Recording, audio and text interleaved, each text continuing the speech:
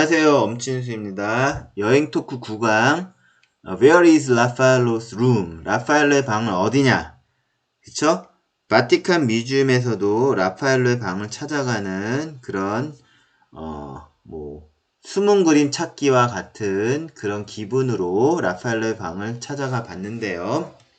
거기서 좀 의외로 저는 엄친수 경우는 소비에스키의 살라 소비에스키가 있는데 뭔가 로마 카톨릭과 관련 없는 것 같은데 그리고 또 왕이고 그쵸? 교황청과 관계 없을 것 같은데 그런 분이 하나의 독립적인 방을 전시실을 갖고 있는 것 때문에 그 여행 토크에서는 이분을 중심으로 한번 퀘스천을 내는 것입니다.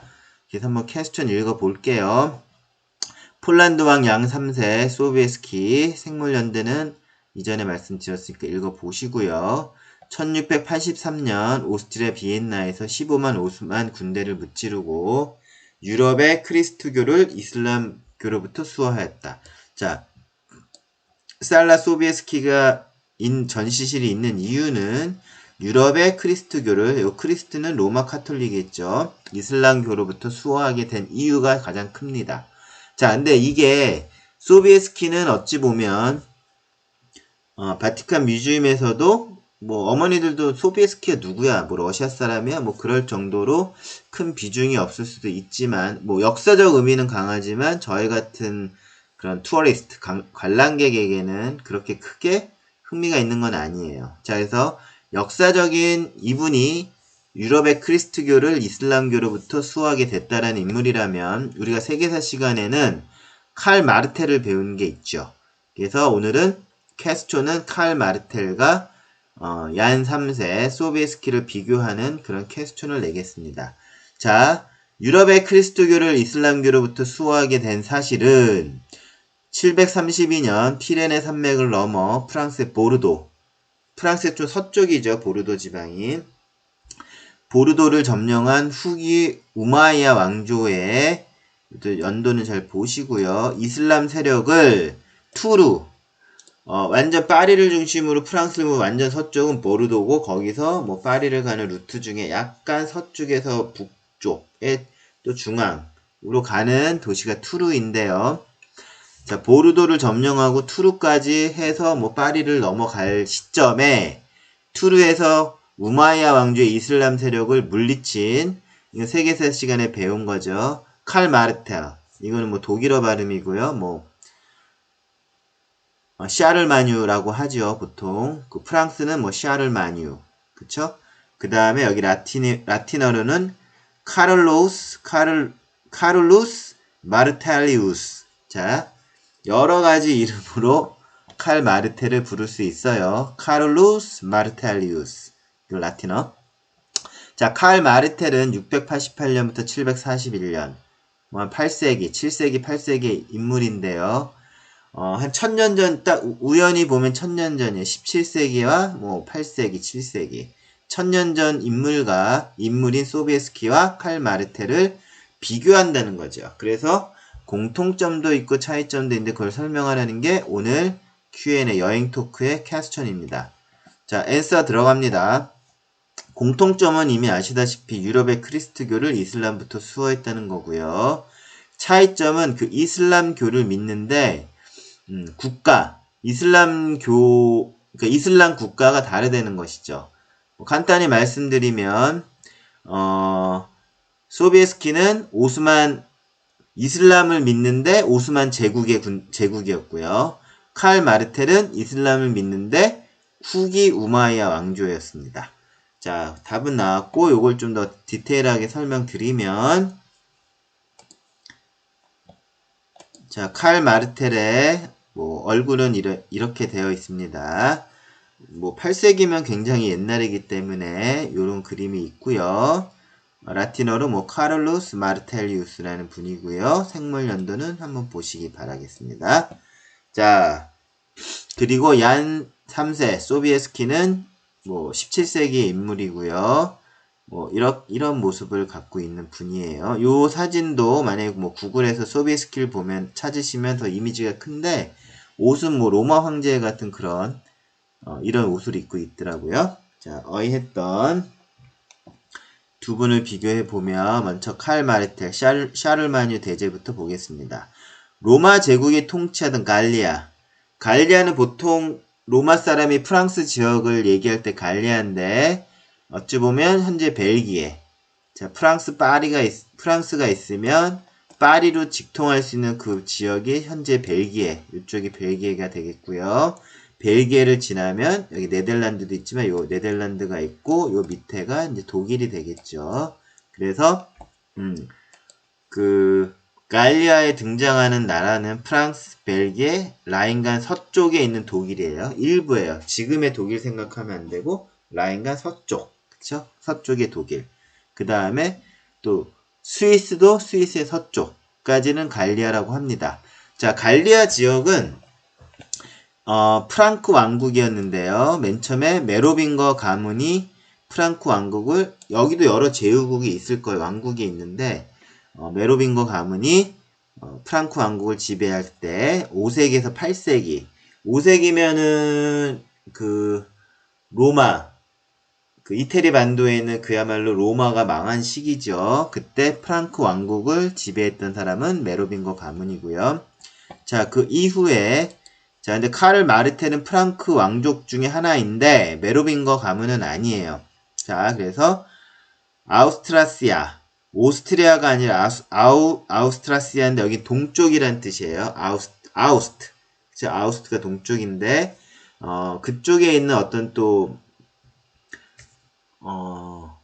공이죠. 공작, 뭐 궁이 있죠. 뭐 공작정 듀크 정도 되는, 그쵸? 아우스트라시아의 궁제.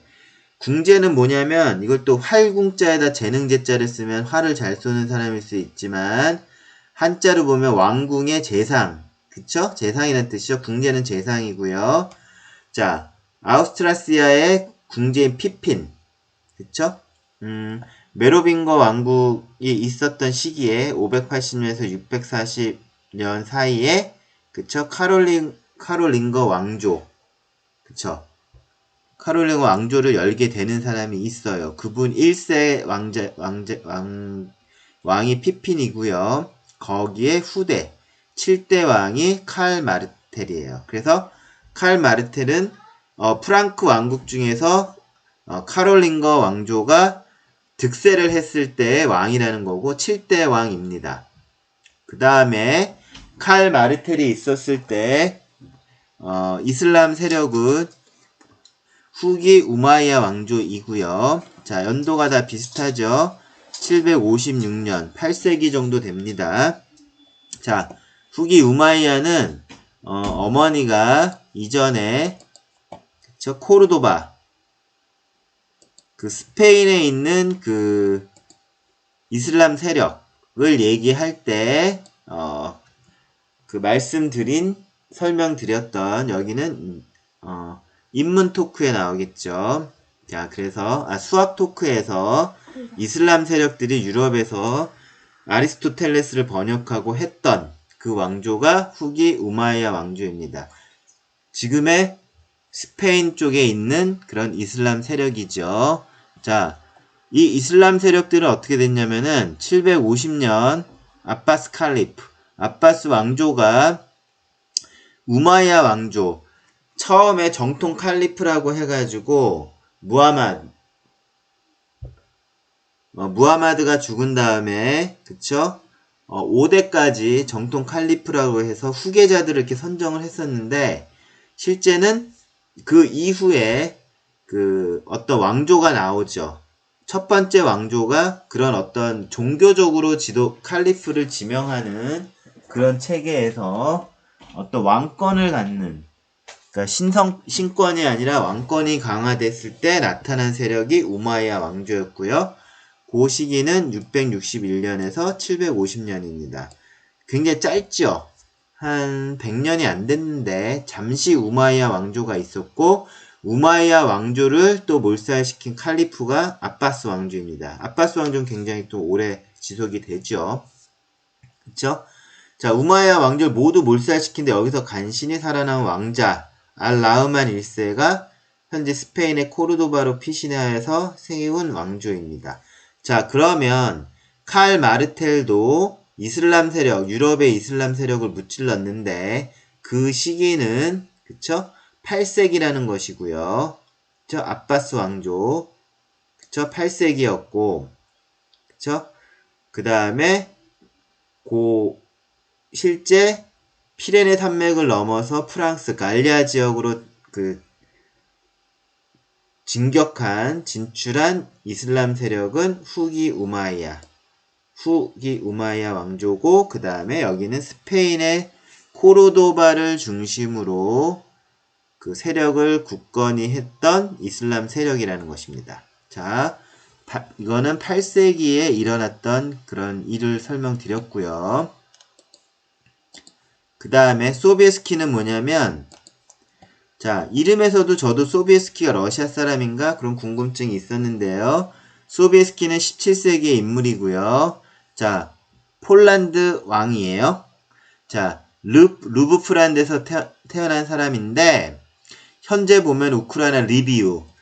그래서 지금 현재 2022년 4월 1일을 기준으로 보면 3월 달에 러시아가 우크라이나를 쳐들어와서 우리가 때 아니게 우크라이나에 대한 지명을 많이 알게 됐죠.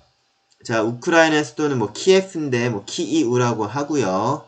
또 키이우에 사는 사람들이 폴란드로 피난 갈 때 리비우를 거쳐 간다라는 걸 많이 들었을 거예요. 자, 소비에스키가 바로 그 폴란드 국경에 있는 리비우 출신의 귀족 가문에서 태어났고요.